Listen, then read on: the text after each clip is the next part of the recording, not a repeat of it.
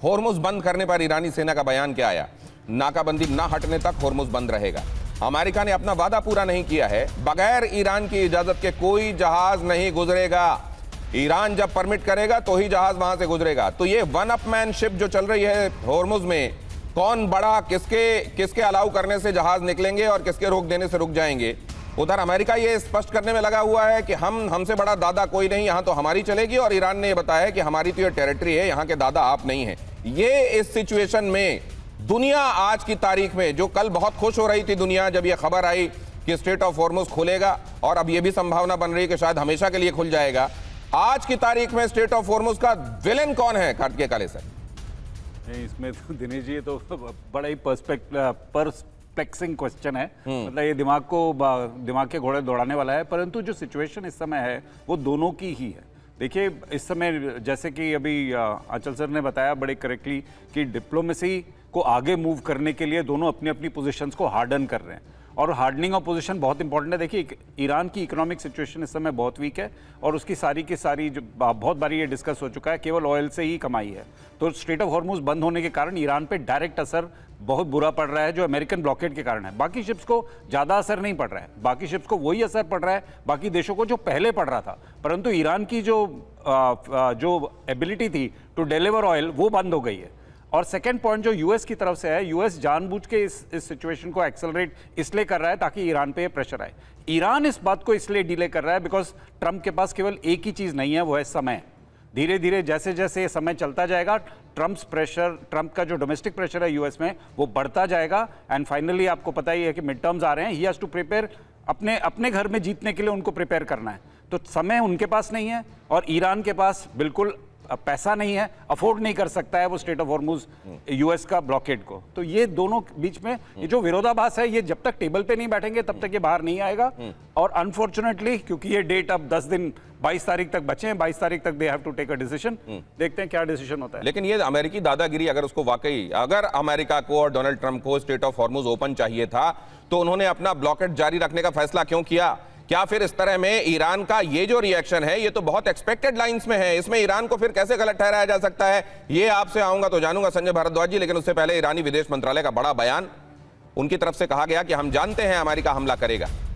अब बगाई की तरफ से यह कहा जा रहा है कि हमको मालूम है वो हमला करेंगे। तो अगर आपकी ये प्रेशर टैक्टिक्स है कि आप अपनी ये डिप्लॉयमेंट और ये अपने स्टेटमेंट से ईरान को प्रेशर में लेना चाहते हैं कि वो उसको ये लगने लगेगा कि हम पर कहीं हमला ना हो जाए, तो ईरान तो ये मान के चल रहा है कि हमारे ऊपर हमला होने वाला है। दुश्मन जहाजों को होर्मुज का इस्तेमाल नहीं करने देंगे, ये बात भी उन्होंने स्पष्ट कर दी।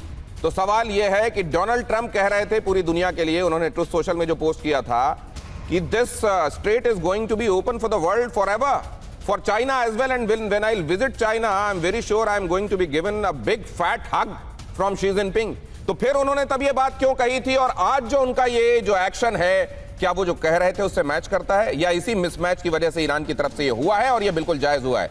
संजय भारद्वाज जी, देखिए, ये बात साफ साफ है कि अमेरिका जो अपनी एक दादागिरी है, या आप ये कहिए कि जो बंदूक के दम पे या आप ये स्टिक के दम पे ईरान को झुकाना चाहता है, और उसके पास दो हथियार उन्होंने साफ साफ बता दिया, इकोनॉमिक ब्लॉकेड और नेवल ब्लॉकेड, एक तरीके से जो नौसैनिक, और ये इसके माध्यम से ईरान को झुकाने का प्रयास कर रहे हैं।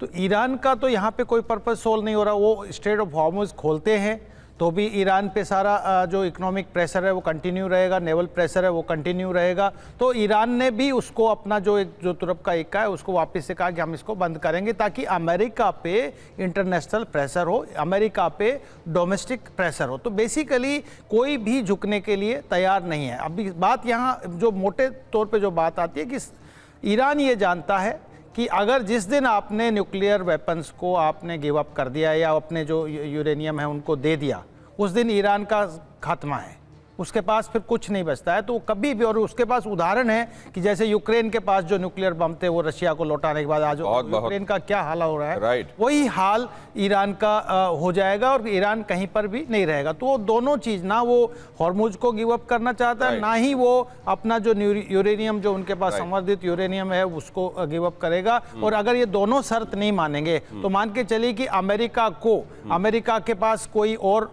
ऑप्शन नहीं है, वो दोबारा से मिलिट्री स्ट्राइक करेगा, क्योंकि उनको अपने आप को दुनिया के सामने और सर आप एक जो बात कह रहे हैं वो बड़ा अलग पर्सपेक्टिव देती है।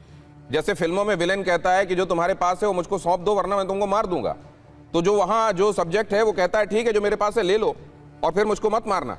उसने जैसे ही उसकी बात मानी और सब कुछ दे दिया तो बोला आप जी के क्या करोगे, वैसे भी तुम्हारे पास कुछ बचा नहीं है, अब यहां रहने का कोई फायदा नहीं। तो ये जो आप कह रहे हैं कि अगर उसने सारी बातें मान ली तब तो ईरान का अस्तित्व खतरे में पड़ जाएगा। और जाहिर है ईरान के भीतर भी इस बात को वहां के जो स्ट्रेटजिस्ट हैं समझ रहे हैं। ईरान के सीनियर ऑफिसर का इस बीच एक बड़ा दावा आया है, ट्रंप लगातार भ्रामक दावे कर रहे हैं, उनकी तरफ से कहा गया ट्रंप के बयान से कूटनीति कमजोर हो रही है, अमेरिका से बातचीत विफल हो सकती है। अब बातचीत विफल जाहिर है थोड़ी उससे कुछ देर पहले दिया गया बयान है जब ईरान की तरफ से यह कहा गया कि अब तो बातचीत का कोई मतलब नहीं है, अब हम सेकंड राउंड की तरफ जाएंगे ही नहीं।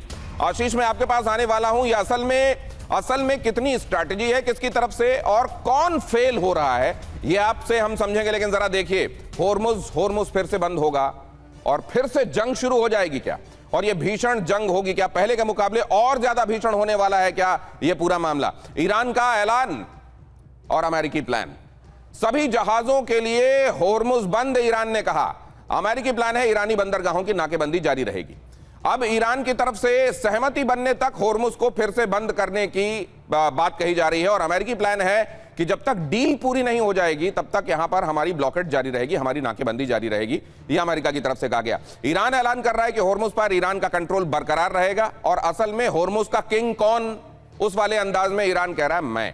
अमेरिकी प्लान है न्यूक्लियर डील जब तक नहीं हो जाएगी और जब तक हमारे सामने उस एक पर्टिकुलर मामले में तुम जब तक हमारा कहा हुआ करोगे नहीं तब तक यह ब्लॉकेट जारी रहेगी, ये अमेरिका की तरफ से कहा जा रहा है। इधर जहाजों के लिए ईरानी गाइडलाइन जारी हो गई, मैंने आपको बताया, उसमें रेडियो संदेश दिए जा रहे हैं और जहाजों को कहा जा रहा है यहां से वापस चले जाइए। यहां अमेरिकी प्लान क्या है, शर्तें पूरी होने तक ईरानी जहाजों पर हम शिकंजा जारी रखेंगे ताकि ईरान यहां से अपने शिप्स ना निकाल पाए और उसकी इकोनॉमी को जबरदस्त चोट पहुंचती रहे। ईरान का ऐलान क्या है, होर्मुज में IRGC का पहरा और सख्त होगा और यहां से अब परिंदा भी हमारी इजाजत के बगैर पर नहीं मारेगा। उधर अमेरिकी प्लान क्या है, 48 घंटों में ईरान के 13 शिप उन्होंने लौटा दिए हैं और वो ये कह रहे हैं कि असल में ईरान जिस जगह पर दादागिरी का दम भरता है वहां पर कंट्रोल हमारा चलेगा।